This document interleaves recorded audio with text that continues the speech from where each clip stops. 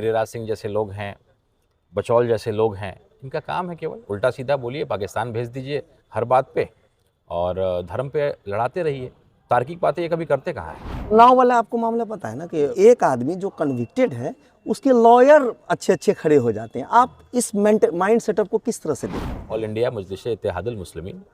क्यों मुस्लिमीन क्यों? लोग तो कहते हैं कि एक पार्टी है, मुस्लिम की पार्टी है, ऐसा लोग देखते हैं, एक परसेप्शन है सर। मैं बस आपसे ये जानने के लिए जानना चाहता हूँ। वैसे साहब कह के गए थे पिछले इलेक्शन में, मुझे याद है, मैं पर्सनली ऐसे ही स्टेज पे मैंने सुना था कि तस्लीमुद्दीन साहब यहाँ पे थे, उनके नाम पे एक यूनिवर्सिटी बनाया जाएगा। 5 साल वो वाला टेन्योर तो खत्म हो गया, अब ये 5 साल है, हो पाएगा? लोग तो ढोल ताशा लेकर के गए। तेजस्वी यादव जी बार बार मना करते रह गए कि भाई नहीं, ऐसी कोई हम लोग के पास मैसेज नहीं है गठबंधन को लेकर, इसको लेकर के। हम लोग जा करके उनके दरवाजे पे गए, उन्होंने तो हम लोग को पानी भी नहीं पूछा, बिठाया भी नहीं, कोई बात तक करने को तैयार नहीं था। तो हम लोग तो खुले हुए हैं और आज भी जब बात आएगी, गरीबों की बात आएगी, मजलूमों की बात आएगी, तो हम उनके साथ रहेंगे। सर अगर मैं आपसे 1-2 टफ क्वेश्चन पूछ लूँ, आप MIM के क्योंकि लीडर हैं, तो मुझे ट्रोलिंग की जाएगी MIM के समर्थकों द्वारा, गाली दी जाती है, अब्यूसिव लैंग्वेज का इस्तेमाल किया जाता है। क्या कहेंगे ऐसे लोगों के बारे में? वो कहते हैं कि हम MIM के समर्थक हैं। आई लव मोहम्मद को लेकर के जब लोगों ने बखेड़ा खड़ा किया, तो मैंने भी मन से शुरू किया बोलना कि भाई हर हर महादेवी भी बोलेंगे, आई लव मोहम्मद भी बोलेंगे, इसमें गलत क्या? अवैसी साहब नो डाउट बहुत स्किलफुल आदमी हैं, बहुत तार्किक बात करते हैं, लेकिन जब इलेक्शन में वो तकरीर करते हैं तो ऐसा लगता है कि जलसा वाला तकरीर हो रहा है, मतलब रिलीजियस ज़्यादा हो रहा है, रिलीजियस कम पॉलिटिकल कह सकते हैं। तो ऐसी बातें बोलने की क्या ज़रूरत है? आज मैं कहता हूँ अक्सर कि मदरसा का जो शिक्षा है, जिसकी वजह से मुसलमान भाइयों में खास करके एक संस्कार और धर्म के प्रति एक लगाव रखा जाता है। आज आप देखिएगा तो शराब जो लोग पीते हैं उसमें मुसलमान लड़के कम होते हैं। अररिया में आए आबिदुर रहमान साहब का नाम लेकर के, सगुफ्ता आजिम का नाम लेकर के, मैं समझ नहीं पाया कि इतने पढ़े लिखे इंसान को ये सब बात बोलने की क्या ज़रूरत है। योगी जी का मैं एक सुन रहा था, उसने सारी बातें ठीक की, लास्ट में ये कह दिया कि आपको फातिहा भी आपको पढ़ने नहीं देंगे। क्यों इसको धर्म से क्यों रिलेट करना, क्यों बोलना? आप क्या सोचते हो ऐसे स्टेटमेंट्स के? शिवसेना सेकुलर है, मैं को सर्टिफिकेट देने वाला बीइंग अ जर्नलिस्ट, मुझे थोड़ी काम है कि मैं सर्टिफिकेशन दूं। एक परसेप्शंस की बात पूछ रहा हूं मैं आपसे। इसके पीछे मुस्लिमीन को मजलूमीन कर देंगे हम लोग, अगर संभव हुआ तो वो काम भी करने के लिए तैयार है। आप ये कह रहे हैं कि आपके पास रूम है, आप नाम चेंज भी कर सकते हैं। मैंने सुना है, बहुत ज़्यादा आपके बारे में पढ़ा नहीं है, बीजेपी बैकग्राउंड है आपकी फैमिली का। ये चैनल का नाम है सीमांचल डायरी।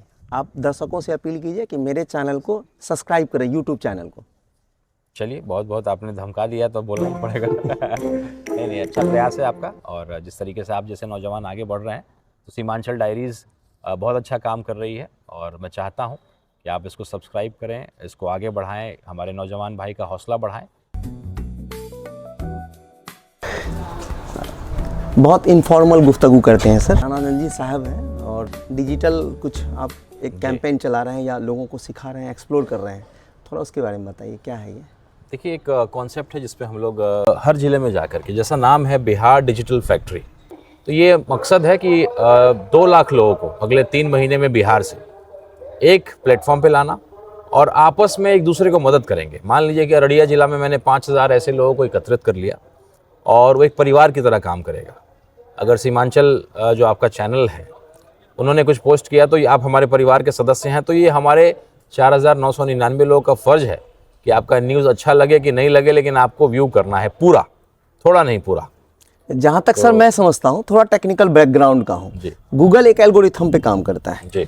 तो आप गूगल को मैनिपुलेट तो कर नहीं सकते। बिल्कुल। जहां आपने शेयर किया, लोगों ने अगर उसको एक्सटर्नल व्यूज आ गया तो वो आपको कंसीडर नहीं करेगा, फिर आपके कंटेंट को वो एक्सप्लोर नहीं करता, आगे सोर्सेस में नहीं भेजेगा, क्योंकि उसको लग जाएगा कि कंटेंट मैनिपुलेटेड है। तो ये कैसे फिट बैठेगा आपका ये प्लान? बिल्कुल ऐसा नहीं है। अभी एक व्यक्ति बैठे हैं हमारे साथ जो हैदराबाद में फेसबुक पे लंबे समय तक काम किया है। जो मैं काम कर रहा हूँ, मैं सपोर्ट कर रहा हूँ। मैं फेसबुक और यूट्यूब को, वो क्या चाहती है, आज फेसबुक वाले पैसा देना क्यों शुरू किया है? थोड़ा थोड़ा डॉलर का आपको लालच देते हैं ताकि आप अधिक से अधिक समय फेसबुक पे बिताएं, फ़ोटोज़ डालें, वीडियोज़ डालें। तो मैं कुछ उनके खिलाफ़ नहीं कर रहा हूँ, उनको सपोर्ट ही कर रहा हूँ। बस मैं ये कर रहा हूँ कि मेरे बिहार में फैक्ट्रियाँ नहीं खुल सकती हैं, तो एक डिजिटल फैक्ट्री के तौर पे हम लोग काम कर रहे हैं। और उसको जब आप कोई भी वीडियो डलता है, चूँकि एक्सपेरिमेंट मैं ऑलरेडी कर चुका हूँ और अभी भी मैंने लॉन्च नहीं किया है, कुछ चीज़ें जो समझना चाहता हूँ। धरातल पे आज 2-3 समस्याएँ हैं लोगों की। जो आपने कहा कि मैनिपुलेट वाली बात, उसके साथ साथ हम लोगों को तैयार भी कर रहे हैं। हम उनको शुरू में हो सकता है कि स्पून फीडिंग करेंगे, कंटेंट क्या बनाइए, कंटेंट कैसे बनाइए, कैमरा एंगल क्या होना चाहिए, ये सारी चीज़ें हम लोग उनको समझाएंगे भी, बताएंगे, थोड़ी कैमरा के बारे में सिखाएंगे, थोड़ा एडिटिंग सिखाएंगे, थोड़ा बहुत कैसे आप ट्रेंडिंग टॉपिक्स पे आप अगर वीडियो बनाते हैं तो आपको किस तरीके से मिलेगा, व्यूज़ मिल सकता है, उसको लेकर के हम लोग ये करेंगे।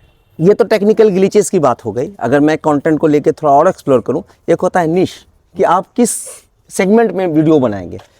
कि कोई किसी का पसंद होगा एंटरटेनमेंट, कोई जैसे मैं पॉलिटिकल कंटेंट बना रहा हूं या कुछ डॉक्यूमेंट्री कर रहा हूं, तो क्योंकि बहुत, जहां तक मैं यूट्यूब को समझता हूं, बहुत स्पेसिफिक है कि आप अपना रेपो किधर डेवलप कर रहे हैं और उसी तरह के आपके ऑडियंस भी कनेक्ट होते हैं। तो थोड़ा अगर इसके बारे में कुछ रोशनी डाल रहे हैं। बिल्कुल, देखिए कई लोगों ने मैंने भी अपने पॉलिटिकल कैंपेन के लिए इस तरह के काम को किया है, लेकिन उस समय नीश क्या होता था कि केवल जो पॉलिटिकल आदमी आप उसको प्रमोट करते थे। छोटे लेवल पे जनसुराज ने भी इस काम को किया, लेकिन उस समय नीश क्या था, केवल प्रशांत किशोर थे।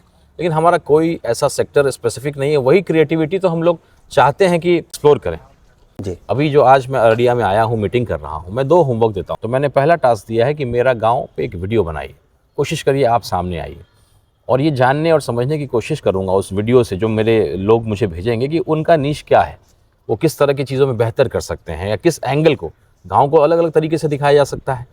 हो सकता है कोई गाँव के खूबसूरती को दिखाए, हो सकता है कि कोई गाँव के ऐसे व्यक्तित्व को दिखाए जो गाँव का बहुत प्रसिद्ध व्यक्ति है, हो सकता है कि गाँव का नाम क्यों पड़ा, कस्बा है चाहे अररिया के जोगीहाट है, उसका नाम जोगीहाट ही क्यों पड़ा, तो उसको लेकर के आप कर सकते हैं। तो चीज़ें बहुत सारी हैं, तो उनके अंदर वो क्या क्रिएटिविटी है, और हमारे पास सेट ऑफ ट्रेनर्स हैं जो थोड़ा बहुत मोनेटाइजेशन में आपको हेल्प करेंगे।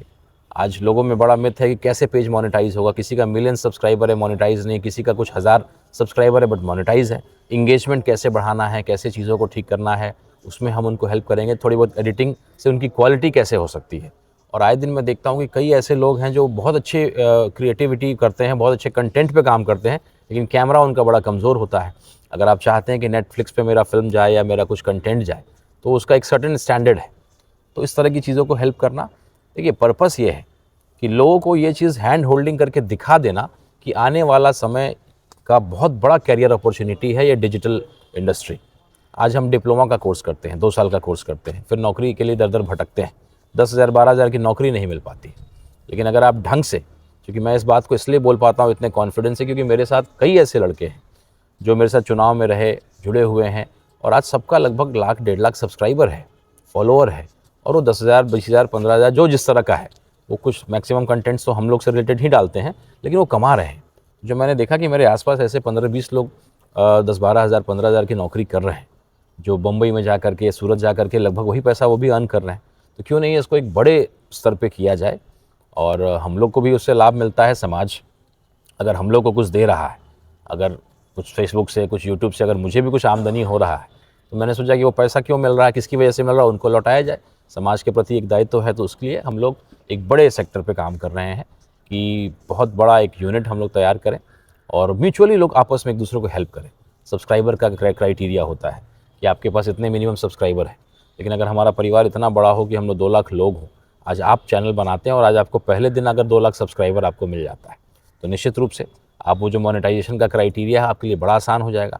जो मेरा भाई मेहनत और इतनी हिम्मत नहीं कर पा रहा है कि अरे बहुत मुश्किल काम है, कैसे चैनल बनेगा, कहाँ से फॉलोअर आएंगे, कहाँ से सब्सक्राइबर आएंगे, डेली वीडियो में डालूंगा तो क्या डालूंगा, तो इन सब चीज़ों में हैंड होल्डिंग करके एक बड़ा करियर अपॉर्चुनिटी जो है, आज जगह जगह पे कोई IIT का कोचिंग चला रहा है, कोई आपको डॉक्टर बना रहा है, लेकिन ये एक सेक्टर जो बहुत आसान है। इसलिए आसान है क्योंकि हर एक व्यक्ति के हाथ में वो मशीन है। जिस फैक्ट्री की मैं बात कर रहा हूँ, उस फैक्ट्री का मशीन मोबाइल और इंटरनेट है, और हर एक व्यक्ति के हाथ में वो मशीन लगा हुआ है। आप लगभग 6 से 8 घंटा प्रतिदिन मोबाइल पे आप दे रहे हैं, लेकिन आप उससे कुछ पा नहीं रहे हैं। तो क्यों नहीं उसको एक करियर अपॉर्चुनिटी बनाए। केवल नौजवान नहीं, बुजुर्ग भी जो आज मोबाइल चलाते हैं, यूट्यूब वगैरह चलाते हैं, उनके अंदर भी एक्साइटमेंट है। मैं देख रहा हूँ थोड़ा हिचक होता है कि अरे कहाँ है, जरा सही बच्चा लोग का काम है, हम कैसे जाएँ। लेकिन फ़ोन पे बात होती है, जब मुलाकात होती है तो कहते हैं कि हाँ भाई, हम लोग को ये मालूम तो चल गया है कि इंटरनेट से पैसा कमाते हैं, सोशल मीडिया से पैसा कमाया जाता है, लेकिन कैसे होता है ये नहीं मालूम। तो सर आपसे बात करके एक अंदाज़ा हो रहा है कि मैं आपको प्रोफाइल को अपने तरह से डिफ़ाइन करूँगा, मैं गलत हूँ तो आप कह देंगे। AMIM लीडर कम डिजिटल मेंटोर, डिजिटल जो आप इंडस्ट्री बोलते हैं उसके मेंटोर, ये ठीक है? बिल्कुल। देखिए AIMIM की बहुत बड़ी ताकत है। आज अगर नरेंद्र मोदी जी की पार्टी सरकार में आई और इस तरीके से वो जो रूल कर रहे हैं, जो व्हाट्सएप यूनिवर्सिटी चलता है, उल्टी सीधे मैसेजेस चलते हैं, कहीं ना कहीं नेगेटिव, हर चीज़ का दो पहलू होता है। गाड़ी बना तो एक्सीडेंट भी होना शुरू हुआ, तो ये तो नहीं कह सकते हैं कि भाई एक्सीडेंट हो रहा तो गाड़ी को बंद कर दिया जाए, लेकिन कोई चीज़ को कैसे आप इस्तेमाल करें। तो सोशल मीडिया का एक बहुत अहम भूमिका रहा है। आज भाजपा इतना बड़ा पहाड़ जो बन गया है, गलत सही का न्यूज़ है, यहाँ का न्यूज़ वहाँ, वहाँ का न्यूज़ यहाँ, तरह तरह की चीज़ें होती। तो हम लोगों ने बोला कि ठीक है मोदी जी, आपने डॉलर का रेट इतना बढ़ा दिया है तो हम अपने नौजवानों को डॉलर में ही कमवाएंगे। फेसबुक जो है डॉलर में पेमेंट करती है। तो निश्चित रूप से ये MIM में होना एक बहुत बड़ी ताकत मुझे मिली है और ये मैं कर पा रहा हूँ क्योंकि मैं AIMIM का सिपाही हूँ। मुझे फाइनेंस मिनिस्टर का एक स्टेटमेंट याद आ गया, क्योंकि आपने डॉलर की बात कर दी। तो उन्होंने ये बोला था कि रुपये का रेट जो है वो कम नहीं हुआ है, डॉलर के रेट जो है मार्केट में अप हुई है। आप इस स्टेटमेंट को किस तरह देखते हैं? नए वाले फाइनेंस मिनिस्टर, इनके अपने थीसिस हैं, इनका अपना विद्यालय, अपना लॉजिक होता है। सी बात है, इसमें क्या लॉजिक है? रुपया बढ़ रहा है, नहीं कर रहा है, ये सब पता नहीं कौन से तर्क लाते हैं और उन्हीं का पुराना स्टेटमेंट निकालिए ना। भाजपा वाले जब सरकार में नहीं थे तो मनमोहन सिंह जो इतने सम्मानित व्यक्ति थे, फाइनेंस की इतनी समझ थी, उस समय ये लोग कहते थे ना भाई कि भाई रुपया घट रहा है, डॉलर बढ़ रहा है, तो स्वाभाविक है आज आपका लॉजिक बदल गया। अगर आप फाइनेंस मिनिस्टर बन गए तो आप सरकार में आ गए तो आपका लॉजिक बदल गया। ये फिजूल की बातें हैं, इलॉजिकल बातें हैं। सिंपल सी बात है, आप अपना 1 रुपया लेकर के किसी देश में जाते हैं, अगर बढ़ के मिलता है तो आपको अच्छा लगता है, आपके रुपया की वैल्यू है। अगर आपका वैल्यू घट जाता है तो आपका स्वाभाविक है। तो 90 रुपया लगभग डॉलर पहुंच गया है। तो कहीं ना कहीं अगर एक डॉलर कोई कमा के लाता है यहाँ पे आकर के, तो उसको 90 रुपया हमको देना पड़ता है। तो ये उसका ये है, सच्चाई है। अब नए नए लॉजिक, ये पॉल्यूशन वाला भी मुद्दा अभी काफ़ी जोर से संसद में मैंने देखा कि कांग्रेस वाले उठा रहे थे कि दिल्ली में पॉल्यूशन बहुत ज़्यादा अप हो गया है। तो इसको भी कुछ तार्किक इनके पास जवाब नहीं आ रहा है। निश्चित रूप से कहाँ से आएगा? ये तो मंदिर मस्जिदों में फंसे हुए हैं। बी टीम के रूप में जो है कभी कभी कुछ इस तरह की चीज़ें, और इनका तो सिंपल फंडा है ना। देखिए, आसान रास्ता मिल गया। बीच में ये शुरू इन्होंने किया था कि सबको लेकर के चलना, लेकिन फिर ये हारना शुरू कर दिया। तो ये पुराने सिस्टम पे चले आए हैं। गिरिराज सिंह जैसे लोग हैं, बचौल जैसे लोग हैं, इनका काम है केवल उल्टा सीधा बोलिए, पाकिस्तान भेज दीजिए हर बात पे और धर्म पे लड़ाते रहिए। तार्किक बातें ये कभी करते कहाँ हैं? तो क्यों करेंगे? उन्नाव वाला आपको मामला पता है ना कि रेप पीड़िता को जो रेप पीड़िता थी उसी को अंदर कर दिया, और जो लोग इसमें कन्विक्टेड थे उसको बेल मिल गया। इसमें दो पहलू, क्योंकि आप बहुत ज़्यादा आपको वास्ट एक्सपीरियंस है चीज़ों को लेकर के, तो मैं आपसे ये पूछना चाहता हूँ, क्या मतलब ये तार्किक आपको नहीं लगता कि एक आदमी जो कन्विक्टेड है उसके लॉयर अच्छे अच्छे खड़े हो जाते हैं? आप इस माइंड सेटअप को किस तरह से देखते हैं? देखिए, लॉयर तो खड़े होंगे, वो उनका फ़र्ज़ है और वो उसी का ओथ लेते हैं कि जब तक जज साबित ना कर दे तब तक आप उसको मुजरिम नहीं मान सकते। इसलिए आप देखिए, कोर्ट में कभी किसी का हाथ बंधा हुआ नहीं रहता है। तो खैर वो दूसरा विषय है, आपने लॉयर की बात कही। बाकी तो ये बिल्कुल गलत हुआ है जो उन्नाव पीड़िता के साथ जो हुआ है। ये फिल्मों में जिस तरह का आतंक देखते हैं ना हम लोग कि भाई विलन इतना मजबूत होता है कि कोई कुछ बिगाड़ नहीं सके, उसी तरह का जो है उदाहरण है वो जो सेंगर साहब जो वहाँ के विधायक भी रहे। और मतलब मैंने इस तरह का ये कि भाई आपने गलती किया, उसके बाद उसके पिता के साथ आपने इस तरह से किया। लॉयर वकील जो उनका केस लड़ने को गया उसका एक्सीडेंट हो गया, और वो जो बच्ची थी वो इतने दिन तक ये रही। तो ये दिखाता है कि भाई कानून व्यवस्था और ये जो हमारा जुडिशियल सिस्टम है इसमें भी बदलाव की ज़रूरत है। इस तरह से अगर खुलेआम जो आरोपित है वो भी बेल पे छूट जाता है और लगातार इस तरह, तो मनोबल बढ़ता है उनका। ऐसा चीज़ नहीं होना चाहिए। देखिए, क्राइम कैसे रोक सकता है? क्राइम डर से केवल रोका जा सकता है। कोई एसपी साहब जब आते हैं, खूब धरपकड़ करते हैं, टाइट रहते हैं, कभी ग्राउंड पे चले जाते हैं, तो इसमें जो है क्रिमिनल्स में डर बन जाता है। तो क्राइम को आप डर से ही कंट्रोल कर सकते हैं। अगर इस तरह से होने लगा कि खुलेआम कोई रेप करे, उसके बाद उसके पिता को मरवा दे, जो उसके पक्ष में बोले उसको मरवा दे, तो ऐसी चीज़ों से बढ़ावा मिलेगा क्रिमिनल्स को। ऐसा बिल्कुल नहीं होना चाहिए। एक ज़बरदस्त, चूँकि योगी जी जिस प्रदेश के हैं वो तुम जाने जाते हैं, अपने आप को कहते हैं कि भैया हम तो न्याय करते हैं। और उनको कब पहली बार अरेस्टिंग किया? जब बच्ची जाकर के उनके घर के आगे आत्मदाह की बात उसने कही। तो भाई जब उसको कहीं से लगा नहीं कि मुझे न्याय मिलेगा, FIR तक थाना नहीं ले रहा था। जब जा करके उसने बोला कि मैं आत्मदाह कर लूँगी, तब जा करके पहली बार उसको इंसाफ मिला, बाकी चीज़ें आगे बढ़ी। लेकिन दोबारा बेल मिला है, ये बड़ा चिंताजनक विषय है। और हम लोग तो बैरिस्टर साहब की पार्टी से आते हैं, तो निश्चित रूप से जब भी मौका मिलेगा। क्या नाम है पार्टी का? AIMIM पार्टी का नाम है। पूरा नाम बताइए। ऑल इंडिया मजलिस इत्तेहादुल मुस्लिमीन। क्यों मुस्लिमीन क्यों? लोग तो कहते हैं कि एक पार्टी है, मुस्लिम की पार्टी है, ऐसा लोग देखते हैं। एक परसेप्शन है सर, मैं बस आपसे ये जानना चाह रहा हूँ। बड़ी बात है। तो क्या तो नाम में शिवसेना है ना। तो सर अब फिर आप में फर्क क्या है? नहीं नहीं, बिल्कुल मैं बता रहा हूँ, शिवसेना है ना। हाँ। आप मानते हैं ना। हाँ। उसको सेकुलर मानते हैं। शिवसेना सेकुलर है। मैं को सर्टिफिकेट देने वाला बीइंग अ जर्नलिस्ट, मुझे थोड़ी काम है कि मैं सर्टिफिकेशन दूं। एक परसेप्शंस की बात पूछ रहा हूं मैं। इसके पीछे का तर्क है, समझना पड़ेगा। देखिए, कोई दुर्गा पूजा समिति हमारा होता है या कहीं मुहर्रम का हम लोग कार्यक्रम करते हैं, एक छोटा सा जो है एक आपस में बना करके एक कार्यक्रम को लेकर के करने का, और जो मुस्लिम को लेकर के खास करके छोटा सा एक संस्था बनाया गया था। वो इतना बड़ा रूप ले लेगी इसका अंदाज़ा नहीं था, और इसलिए उसका जो नाम था वो बदला नहीं गया। पहले तो केवल MIM था, बाद में जब उसका दायरा बढ़ा तो AI किया गया, उसके ऑल इंडिया किया गया। और आप जैसे पत्रकार भाई लगातार सवाल कर रहे हैं, तो हम लोग आने वाले समय में अगर संभव होगा तो मुस्लिमीन को मजलूमीन कर देंगे हम लोग। अगर संभव हुआ तो वो काम भी करने के लिए तैयार हैं। तो विषय ये नहीं है, विषय ये है कि छोटा सा एक संस्था था, इतना बड़ा रूप लेगा हमें मालूम नहीं था। वो सांस्कृतिक कार्यक्रम को लेकर के, सामाजिक कार्यक्रम को लेकर के उसका बनाया गया था। और ये आज की संस्था नहीं है। पार्टियाँ जो बनी होंगी, अगर आज ये पार्टी बनेगी, अगर रीनेम का ऑप्शन हो तो हम लोग आज बदल लेंगे। वो हमारा कोई बहुत बड़ा हम लोग के लिए कंसर्न नहीं है।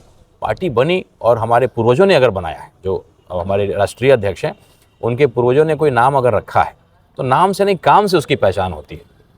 तो कहीं ना कहीं वो बहुत लॉजिकल इसके पीछे कारण ये है कि छोटा सा एक संस्था बनाया गया था। मुझे लगता है जितनी पार्टियां उन सबसे बहुत पहले वो संस्था को बनाया गया। आप ये कह रहे हैं कि आपके पास रूम है, आप नाम चेंज भी कर सकते हैं। अभी तो लोगों को इतना AI तो लगाया ना, पहले MIM था, जब दायरा बढ़ा तो हम लोगों ने ऑल इंडिया कर दिया। तो मैंने सुना है, बहुत ज़्यादा आपके बारे में पढ़ा नहीं है, बीजेपी बैकग्राउंड है आपकी फैमिली का? नहीं, RJD बैकग्राउंड है मेरी फैमिली का। अच्छा। मेरे पिताजी RJD में जनता दल में थे, बाद में जब पार्टी बनी तो चले गए। जनता दल सेकुलर, हल्दर किसान साहब? बिल्कुल, हमारे जो जनता दल था उससे मेरे पिताजी पहली बार विधायक हुए। बाद में लालू जी जब अलग हो गए जी, तो उनके साथ मेरे पिताजी चले गए और आजीवन वही रहे। अच्छा। मेरे पिताजी के इंतकाल के बाद मेरे भाई साहब भाजपा में चले गए। अच्छा। पहचान तो पिता से होती है। अच्छा, अच्छा। आधार कार्ड में मेरे पिताजी, इसलिए लोग रिलेट करते हैं। थोड़ा पॉलिटिकल ब्रीफ कंसाइजली अपने बारे में बता दीजिए, क्योंकि आप सीमांचल में पता नहीं कब आए नहीं आए, तो यहाँ के लोगों को पता लगना चाहिए। रानी रंजन सर का थोड़ा बैकग्राउंड वगैरह। सीमांचल से बहुत लगाव है, सीमांचल के लोग मुझे बहुत सम्मान देते हैं जी। और जिस तरह से हम लोगों ने काम शुरू किया है, और सीमांचल की जो कहीं ना कहीं गरीबी है या कहीं ना कहीं पढ़ाई का स्तर थोड़ा कमज़ोर है, तो मैं अगर कोई ऐसा काम शुरू कर दूं जिसमें सब लोग इन्वॉल्व ना हो तो शायद उतना मैं कर नहीं पाता। इसलिए मैंने एक ऐसे अवैसी साहब कह के गए थे पिछले इलेक्शन में, मुझे याद है। मैं पर्सनली ऐसे ही स्टेज पे मैंने सुना था कि तस्लीमुद्दीन साहब यहाँ पे थे, उनके नाम पे एक यूनिवर्सिटी बनाया जाएगा। 5 साल वो वाला टेन्योर तो खत्म हो गया, अब ये 5 साल है, हो पाएगा? बिल्कुल होगा। इस बार हम लोग 5 विधायक हैं, मजबूती से हैं। पहले तो हम लोग 5 विधायक जीत करके ज़रूर आए थे, लेकिन 4 लोग चले गए थे। अख्तर उली मान साहब अकेले बचे थे, तो विधानसभा में या सदन में, सड़क में इतनी मजबूती से हम लड़ाई को नहीं लड़ पाते थे। लेकिन आज सबको हमारी ज़रूरत है। आज जिस तरीके से राज्यसभा की बात हो रही है कि राज्यसभा में जाने के लिए आपको 5 विधायकों की ज़रूरत पड़ेगी, तो जब ऐसे कंडीशंस आएंगे तो हम लोग उसमें रखेंगे कि सीमांचल की बेहतरी के लिए जो सीमांचल डेवलपमेंट बोर्ड कैसे बनाया जाए, कैसे इसको आगे किया जाए। तो इन मुद्दों को मजबूती से रख सकते हैं, क्योंकि 5 विधायक हमारे पास हैं और अब लोगों का विश्वास भी है। पहली बार में लोगों को लगा कि फ्लूक में, तुक्के में जो है 5 विधायक आ गए, और वो कंसिस्टेंसी था। थोड़े से वोट से हमारे आदिल साहब रह गए, वरना विधायक और होते हमारे। अरे बड़ी बात, एक तो अच्छी बात आपने कह दी, आदिल साहब की बात कही। सर मैं आपको यहीं पे रोकता हूँ। अब बी टीम कौन है, आप कि कांग्रेस? आदिल साहब वाली सीट को देखिए, लोग कहते हैं ना, पहले आपको कहते थे, अब लोगों ने ये कहना बंद कर दिया है कि आप बीजेपी की बी टीम है, लेकिन रिजल्ट में तो कुछ और ही आ रहा है। वो रिजल्ट ने जवाब दिया है। तो आप एक बात बताइए, ठीक है, क्योंकि इलेक्शन के टाइम में लोग वोकल होते हैं, जज्बात में कुछ बोल देते हैं, लेकिन लार्जर कॉन्टेक्स्ट को सोचना चाहिए। क्या आपको फिरका जो ये इस तरह की पार्टियां हैं, जैसे बीजेपी है, आरएसएस है, इसको रोक के एक जगह नहीं आना चाहिए? देखिए, हम तो तैयार हैं। उनको दिक्कत ये है, वो कहते हैं कि भाई हमारे पास एक ही रोटी है, उसमें भी हम आधा आधा बांट ले तो हम भूखे रहें। RJD जैसी पार्टी, कांग्रेस जैसी पार्टी का कहना है कि मिला जुला के मुसलमान वोट तो बचा ही है हम लोग के पास, बाकी तो कुछ बचा नहीं है, बाकी पे वो काम कर नहीं पाए। ऐसा कुछ आपने किया नहीं कि बाकी लोग आपके साथ जुड़े। दलित के लिए आपने ऐसा कुछ किया नहीं, और बाकी समाज के लिए ऐसा कुछ किया नहीं कि वो लोग आपसे जुड़े। तो कहीं ना कहीं उनको लगता है कि बचा कुछ एक रोटी है, वो है मुसलमान वोटर, तो उसमें भी बंटवारा कर लेंगे तो जाएंगे कहाँ। तो ये नहीं होना चाहिए। आप सबके लिए सोचिए, सब में जो है अपना तलाशियत के भविष्य लोग तलाशें आपकी पार्टी में। तो हम लोग तो तैयार हैं, हमारा तो दरवाज़ा हमेशा खुला हुआ है। अगर आप बेहतर चीज़ों के लिए आ रहे हैं सामने, तो हम साथ आपके आ सकते हैं। पहले भी कहा था, हम लोग तो ढोल ताशा लेकर के गए। तेजस्वी यादव जी बार बार मना करते रह गए कि भाई नहीं, ऐसी कोई हम लोग के पास मैसेज नहीं है गठबंधन को लेकर, इसको लेकर के। हम लोग जा करके उनके दरवाजे पे गए, उन्होंने तो हम लोग को पानी भी नहीं पूछा, बिठाया भी नहीं, कोई बात तक करने को तैयार नहीं था। तो हम लोग तो खुले हुए हैं और आज भी जब बात आएगी, गरीबों की बात आएगी, मजलूमों की बात आएगी, तो हम उनके साथ रहेंगे। भाजपा से हमारी लड़ाई, असल लड़ाई हमारी भाजपा से, तो उसको हराने के लिए नीतीश से दोस्ती है? देखिए दोस्ती नहीं है, लेकिन अगर पहली प्रायोरिटी है कि सर का दर्द ठीक करना है और उसके बाद पैर का, घुटने का दर्द फिर ठीक कर लेंगे, क्योंकि दिमाग जो है डिस्टर्ब रहेगा और गलत रहेगा तो गलत चीज़ें होंगी। तो उस पार्टी का जो एक मानसिकता है कि समाज को बांटो, डिवाइड एंड रूल पॉलिसी पे काम करती है, तो बड़ी लड़ाई हमारी उससे है। तो बड़े दुश्मन को हराने के लिए छोटे छोटे दुश्मनों से भी हाथ मिलाया जाता है, ये सियासत में ऐसा होता है। मैंने देखा है कि नीतीश कुमार की काफ़ी तारीफ करते हुए आपके लीडर्स दिखते हैं, जो 5 MLA हैं। अभी मुखिया मुर्शीद साहब का देखा था, मेरे राजनीतिक गुरु हैं, मतलब ये सब बोलने की क्या ज़रूरत है? देखिए मुर्शीद साहब का बैकग्राउंड शायद वहाँ रहा है, तो देखिए गुरु, और इसमें हर आदमी हर चीज़ सीखता है। अगर मैं कहूँ कि भाजपा का जो IT सेल है वो इतना मजबूत है कि गलत को भी सही बना देता है, तो मैं सही को सही करने के लिए अगर मैं अपना एक IT सेल बनाना चाहता हूँ, AIMIM की अगर मजबूत IT सेल बने, तो मैं तो सीख भाजपा से ही रहा हूँ। तो गुरु तो कोई भी हो सकता है। मैं प्रशांत किशोर जी के संगठन से जुड़ा रहा, क्योंकि पार्टी तो बाद में बनी, तो मैं भी उनको कहता हूँ कि मेरे गुरुदेव की तरह है। मैंने उनके साथ पदयात्रा किया है, कैसे मैनेज किया था, मैंने काफ़ी कुछ सीखा है। तो गुरु तो आप किसी को बना सकते हैं, दोस्त को, दुश्मन को, सबको, लेकिन विचारधारा की अपनी अलग अलग चीज़ें होती हैं, इसलिए हम अलग अलग हैं। तो ऐसा बिल्कुल नहीं है। और दूसरा जो आपने परिचय मुझसे पूछा, राजनीतिक परिचय, चूँकि सवाल कहीं और चला गया, तो मैंने जो है स्कूलिंग जो है पिलानी से किया, राजस्थान से। उससे पहले मैं सैनिक स्कूल तिलैया में था। फिर मैंने इंजीनियरिंग किया भारतीय विद्यापीठ पुणे से, और MBA किया मार्केटिंग में और डिजिटल मार्केटिंग, और कई ऐसे जो CSR कॉर्पोरेट सोशल रिस्पॉन्सिबिलिटी का डिज़ाइनिंग की कुछ कंपनी थी, समाज को कैसे आप अपने मुनाफे का कुछ हिस्सा दे सके, ऐसी संस्थाओं में काम करने का मौका मिला। मेरे पिताजी का इंतकाल हुआ, मेरे भाई 2 चुनाव हार गए थे। कब? 2014 में उनका इंतकाल हुआ, और मेरे भाई उससे पहले एक बार RJD के विधायक बने थे। अच्छा। फिर 2 चुनाव वो हार गए थे, और पिताजी के जब नहीं रहे तो हमें लगा कि शायद भाई का एक फ़र्ज़ निभाना चाहिए, तो हम लोग नौकरी वगैरह से छुट्टी लेकर के हम लोग भाई को मदद करने चले आए। और उसी का जो है फ़ोटो भी लोग खूब वायरल करते हैं कि भाई ये भाजपा का देखिए झंडा लेके घूम रहे हैं। तो भाई के नाते आए थे, भाई को जिताया, वापस अपनी नौकरी में चले गए। और उसके बाद अब सियासत में हैं। पहली पार्टी के रूप में मैंने AIMIM को चुना। जनसुराज जब एक संगठन का हिस्सा था तो मैं उस पार्टी का हिस्सा था। पहली पार्टी, पहला चुनाव मैंने AIMIM से लड़ा और लोकसभा लड़ा।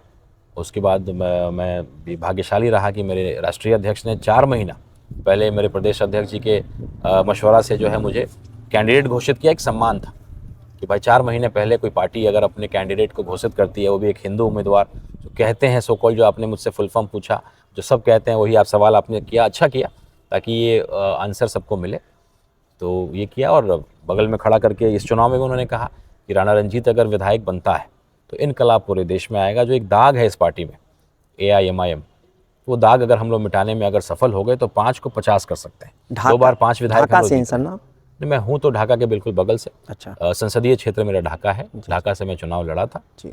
और मधुबन मेरा घर है, जहाँ मेरे पिताजी लगातार 20 साल विधायक रहे, भाई 15 साल से विधायक हैं, और जो है सियासी परिवार से मैं आता हूँ। माँ? और माता जी तो हाउसवाइफ है। हाउसवाइफ। तो कई बार लोग पूछते हैं कि इस पार्टी में आप कर क्या रहे हैं? सिस्टर? आप तो सियासी नहीं है, परिवार से? सिस्टर? हाँ बिल्कुल सिस्टर हैं। सिस्टर हमारी एक डॉक्टर हैं, सिविल सर्जन हॉस्पिटल अच्छा। पटना में पोस्टेड हैं। 2 मेरी और बड़ी बहन है जी। एज का डिफरेंस है, वो तो माँ तो की तरह वो हम भी लोग- हाउसवाइफ हैं? हाँ सब लोग हाउसवाइफ है, और हम लोग 3 भाई हैं। जी। और मैं कुछ नया करने के जो है तलाश में हमेशा रहता हूँ। कई लोग कहते हैं कि क्या नया नया खुराफात लाते रहते हो। मैं उनको यही बोलता हूँ कि अगर मैं आपका महिंद्रा का शोरूम खोल लूँ, क्योंकि सर आप पब्लिक डोमेन पे हैं तो मुझे ये पूछना पड़ेगा, आपका सोर्स ऑफ इनकम? देखिए हमारे अपने विद्यालय हैं, कॉलेजेस हैं, हमारा फैमिली का अपना ये है, कई बिजनेस हैं, कई रेंटल प्रॉपर्टीज़ हैं। टैक्स पे ही हैं आप? बिल्कुल टैक्स पे ही हैं। अच्छा। वो हमारे एफिडेविट में सारी चीज़ें दी हुई हैं। बड़े पैमाने पे खेती भी होता जैसे है। ये सब आते हैं खर्च वगैरह? सोशल मीडिया इतना पैसा दे देता है, आप तो चलाते हैं। जी। तो अब पारिवारिक, चूँकि हम लोग आज से नहीं, लंबे समय से हम लोग एक अच्छे परिवार में आने का सौभाग्य मिला। जी। पिताजी लंबे समय तक एक प्रोफेसर रहे। आज मेरी माताजी को केवल पेंशन 1 लाख रुपए मिलता है। तो उस तरीके से जो है पुराना परिवार है, हम लोग संपन्न रहे, लोगों का आशीर्वाद मिला। पिताजी किसान थे, मंत्री रहे 15 साल, शिक्षक भी रहे, प्रोफेसर के रूप में भी उन्होंने काम किया, और जो है पारिवारिक दादा रूप से दादा के बारे में बता किसान थे, दीजिए। पिताजी भी अच्छा, मेरे बहुत आम किसान थे। अच्छा उन्होंने संघर्ष करके जो है परिवार को इतना बढ़ाया आगे जी। और खुद शिक्षक भी रहे, पढ़ाया भी, फिर कई कोऑपरेटिव सेक्टर्स में काम उन्होंने किए, फिर विधायक हुए, सांसद हुए, मंत्री रहे लंबे टाइम तक। तो यही है कहानी। कितना वोट आया आपको सर? आप बताइए अपने बारे में सब कुछ आज हमें। वोट तो हम लोग 2 बार जो है चुनाव लड़े, बहुत कम वोट आया। हम लोग तो डंकी की चोट पे कहते हैं कि बेइज्जत हुए। निर्दलीय भी लड़ते तो शायद ज़्यादा वोट आता। तो मुस्लिम आबादी कितनी है वहाँ पे? यहाँ लोकसभा चुनाव जब मैं लड़ा शिवहर से जी, तो वहाँ लगभग 2-2.5 लाख की आबादी थी और मुझे 11,700-800 कुछ वोट आया। लगभग 12,000 वोट मुझे लोकसभा में आया जी। और विधानसभा में मुझे 5,700 वोट आए। तो प्यार खूब मिला, सब कुछ हुआ। आज भी लोग पसंद करते हैं, अपने मुद्दों के लिए कहते हैं कि भैया आप बोलेंगे तो ज़रा इसका समाधान हो जाएगा। लेकिन थोड़ा सा चुनाव समय जब आता है तो 2 भूत हैं हमारे बिहार में जिससे लोगों को डराया जाता है। एक भूत है कि भाजपा चली आएगी, दूसरा भूत है कि जंगल राज चला आएगा। तो ये 2 पार्टियां ये भूत को जो है, जो बेचारे बहुत पढ़े लिखे लोग नहीं हैं, उनको उस भूत से डरा करके और अंत समय में 2 दिन पहले जो है वोट जो है बड़ी 2 पार्टियों में ही बढ़ जाता है। पहले आपकी तारीफ़ होगी कि आप बहुत अच्छे उम्मीदवार हैं, बहुत अच्छी लड़ाई लड़ रहे हैं, संघर्ष कर रहे हैं, अच्छा काम कर रहे हैं, हम लोग आपके साथ रहेंगे। लेकिन अंतिम 2 दिन में, और यही सच्चाई है, आज एक भी निर्दलीय विधायक हमारे बिहार से कोई चुन करके नहीं आया। पहले अक्सर आप देखिएगा 10-12 विधायक निर्दलीय चुन करके आया करते थे, फिर वो आंकड़ा कम हुआ। सर ये तो वो बिहार है जहाँ पे केसी सिन्हा जैसे लोग हार जाते हैं। मुझे कहने में कोई हर्ज नहीं है, किसी भी पार्टी का हो। आप केसी सिन्हा को कैसे हरा सकते हो? क्या सोच हो गया, कैसे आप वो करेंगे इन सब चीज़ों पे? देखिए, इलेक्शन अब एक इवेंट हो गया है और एक इवेंट मैनेजमेंट की तरह हो गया है और उससे बड़ी चीज़ हो गई है, बदनसीबी है कि अब लोग पार्टी के सिंबल को देखते हैं। कैंडिडेट कोई मायने नहीं रखता है, उसके ऊपर कितने केसेस हैं, किस तरह का एमएमएस उनका वायरल हुआ, किस तरह के पुराने स्टेटमेंट्स उनके रहे समाज के खिलाफ, वो अब मायने नहीं रहता है। अब अंत में बड़ी पार्टी का टिकट मिलना और ये हो रहा है, लेकिन हमारे जैसे नौजवान हैं इसको बदलेंगे और सीमांचल में हम लोगों ने बदला है। यहाँ भी रेगिस्तान था, लेकिन यहाँ हम लोग, हमारे राष्ट्रीय अध्यक्ष बैरिस्टर असदुद्दीन ओवैसी साहब ने, अख्तरुल ईमान साहब ने मेहनत किया, उन चीज़ों को बदला। AIMIM 5 विधायक जीत करके आती है, वही प्रयास हम लोग कर रहे हैं। चूँकि सीमांचल के बाहर हमारा संगठन अभी उस तरह का नहीं है, लेकिन जो हम लोगों ने शुरुआत किया है, निश्चित रूप से एक समय आएगा जिस तरह से सीमांचल में है वैसे ही, चूँकि वहाँ तो सेकुलर मिजाज लाना पड़ेगा, सेकुलर छवि लाना पड़ेगा, तब जा करके हम उस तरफ जीत पाएंगे। तो उस पर काम हो रहा है, पार्टी भी बहुत गंभीरता से काम कर रही है, तभी राणा रणजीत सिंह जैसा व्यक्ति इस पार्टी में है और इस तरह का सम्मान मिलता है। इसलिए हम लोग इस पार्टी में लगातार एक ईमानदार सिपाही की तरह लगातार काम कर रहे हैं और करते रहेंगे। अंत में 1-2 क्वेश्चन सर, आपको क्या लगता है कि एक नेता का ये काम होता है सोसाइटी के कैरेक्टर को बिल्ड करना? आप कितना एग्री करते हैं? बिल्कुल होता है। आप तो एग्जाम्पल सर अगर मैं आपसे 1-2 टफ क्वेश्चन पूछ लूँ, आप MIM के क्योंकि लीडर हैं, तो मुझे ट्रोलिंग की जाएगी MIM के समर्थकों द्वारा, गाली दी जाती है, अब्यूसिव लैंग्वेज का इस्तेमाल किया जाता है। क्या कहेंगे ऐसे लोगों के बारे में? वो कहते हैं कि हम MIM के समर्थक हैं। अब डिपेंड करता है किस टॉपिक पे क्या बात है, तो परिस्थिति तय करती है। और अभी तो आपने मुझसे सवाल हर तरह का किया है और एक पत्रकार का फ़र्ज़ होता है सवाल करना। तो अच्छा, किसी को लगेगा कभी आपके पक्ष में होगा, कभी आपके पक्ष में नहीं होगा, तो शायद आपको तकलीफ़ हो। थोड़े से जज्बाती हैं हमारे लोग, और चूँकि हमारे यहाँ कार्यकर्ता होते नहीं हैं, दीवाने होते हैं, थोड़े दीवाने होते हैं, लेकिन हम लोग उस पर काम कर रहे हैं। और हमेशा हम लोग समझाते भी हैं कि थोड़ा सा राजनीतिक समझ को बढ़ाना है, तब जा कर के आप होइएगा। जज्बात में लड़कर अग्रेसिव हो जाते हैं, तो जैसा मैंने बताया, कार्यकर्ता नहीं दीवाने हैं, तो दीवानों को थोड़ा सा संभालने में हम लोग को काम करने की ज़रूरत है, हम उस पर काम कर रहे हैं। ये आपके लिए बड़ा चैलेंज, आप मानते हैं इसको? नहीं, बड़ा चैलेंज बिल्कुल नहीं है, क्योंकि देखिए, दीवाने को ज़रा सा बढ़िया से समझा दीजिएगा, उसके शूज़ में घुसना पड़ेगा। समझाना है तो केवल आप भाषणों में, तकरीरों में जैसे बोलिएगा तो शायद ना हो, लेकिन समझाना पड़ेगा, 2-4 एग्जाम्पल देख से समझाना पड़ेगा। जैसे मैंने क्या बोला आपको, अगर आप MIM के नेगेटिव आप रिपोर्टिंग करते हैं या कुछ गलत को, नहीं, हम तो रिपोर्ट करते हैं, ऑटोमेटिक वो नेगेटिव या पॉजिटिव हो जाता है, न्यूज़ का नेचर है। तो मैं वही कह रहा हूँ कि भाई अगर कोई करता है उसको सुधारना है तो उसको गाली नहीं दीजिए, तर्क के साथ सवाल करिए, ताकि वो आपको ब्लॉक नहीं करे, हटाए नहीं। वरना तो उसके लिए बड़ा आसान है, एक बार आप गाली दीजिएगा आपको ब्लॉक कर देगा। तो तर्क के साथ हम लोग जवाब करेंगे और इस पर मैं काम कर रहा हूँ। आज अगर जो हमें बिहार डिजिटल फैक्ट्री शुरू किया है, तो ये पार्टी का ही बेस बनाया हुआ है। अगर डालता हूँ केवल कि भाई जो भी व्यक्ति, मेरे भाई इंटरेस्टेड हैं, इस फॉर्म को भरें, और पहले दिन 10,000 फॉर्म आ जाता है पूरे बिहार से, तो ये मेरी ताकत नहीं है। AIMIM से मैंने कमाया है, उस बैनर तले कमाया है, लेकिन निश्चित रूप से ये पार्टी का बैनर नहीं, क्योंकि मैं चाहता हूँ कि बाकी लोग भी आएँ और वो देखें कि भाई एमआईएम का नेता क्या प्रयास कर रहा है। बैनर एमआईएम का नहीं है, लेकिन वो देखें और जानें ताकि उनका भी विचारधारा हमारी पार्टी की तरफ बढ़े। और वो 2 पैसा कमाएंगे तो शायद स्वाभाविक है कि हम लोग वो संबंध संपर्क बना पाएंगे, तो आने वाले भविष्य में हमारी जड़ें मजबूत होंगी। और जो मेरे एमआईएम के भाई हैं, आर्थिक रूप से कमाते नहीं कमाने की वजह से होता क्या है कि चुनाव के समय लोग उनको डांट के फटकार के कि नालायक हो, कुछ काम करते नहीं है, उल्टा सीधा ये रहते हो, अब इस पार्टी के चक्कर में फंसे हो, डांट के फटकार के रात में खाना के साथ डांट को भी जो है चटनी के रूप में उनको दिया जाता है। तो मेरा मकसद यही है कि अगर आर्थिक रूप से मैं उनको मजबूत कर पाता हूँ, अगर जो एक इनकम है, मोबाइल सबके हाथ में, अगर मैं 10-12 हज़ार 20 हज़ार रुपया वो कमा सकेंगे, तो चुनाव के समय कोई इनके ऊपर दबाव नहीं डाल पाएगा कि भैया तुम नालायक हो या तुम मेरी बात को मानो। खुद कमाएगा तो स्वाभाविक है कि अपना इंडिपेंडेंट डिसीजन ले पाएगा। तो मैं जड़ों को मजबूत करने निकला हूँ, और आर्थिक रूप से जब अपने कार्यकर्ताओं को मजबूत कर दूंगा तो हमारा संगठन भी मजबूत होगा। और ऐसे प्रयासों को देख करके जो हमारे संगठन के बारे में नेगेटिव बात बोलते हैं, वो भी हमारी तरफ आकर्षित होंगे और जुड़ेंगे। सर एक लास्ट सवाल है कि अभी हमने इंटरव्यू किया था शकील साहब का, कांग्रेस के लीडर हैं, तो बहुत सारी बातें हुई, बहुत तरह से उन्होंने क्रिटिसाइज़ किया। एक बात जो कही, और मैंने इलेक्शन क्योंकि बहुत क्लोजली मॉनिटर किया है, थोड़ा बहुत मुझे भी ऑब्जर्व हुआ।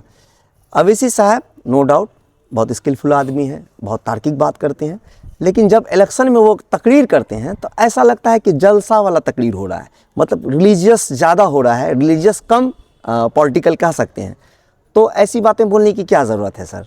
बहुत सारे ऐसे आए, जैसे मोहम्मद का बेटा, अकबर का बेटा, और जैसे अररिया में आए आबिदुर रहमान साहब का नाम लेकर के, शगुफ्ता आजिम का नाम लेकर के।